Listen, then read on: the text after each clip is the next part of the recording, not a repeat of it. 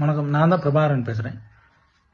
போன 27ஆம் தேதி விஜய் பிரச்சார கூட்டத்துக்கு நானும் என் பாப்பா என் மாப்பிள்ளை 3 பேரும் போனோம். போனதில் 2 பேரும் இறந்துட்டாங்க. எப்படி இறந்தாங்க, எதனால் இறந்தாங்க எப்படின்னு எனக்கு தெரியல. அதனால் பார்த்தீங்கன்னா நான் சிபிஐ விசாரணை வேணும்னு சொல்லிட்டு நானாகவே பார்த்தீங்கன்னா தான் கேஸ் கொடுத்தேன்.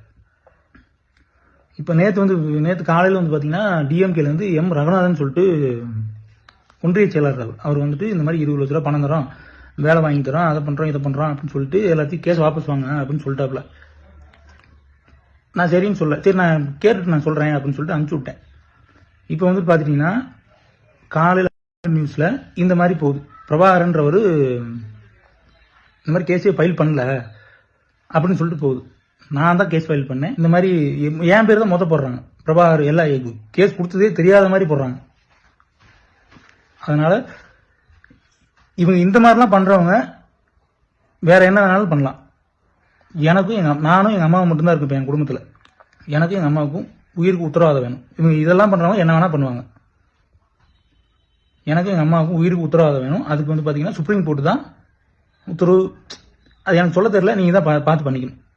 நன்றி, வணக்கம்.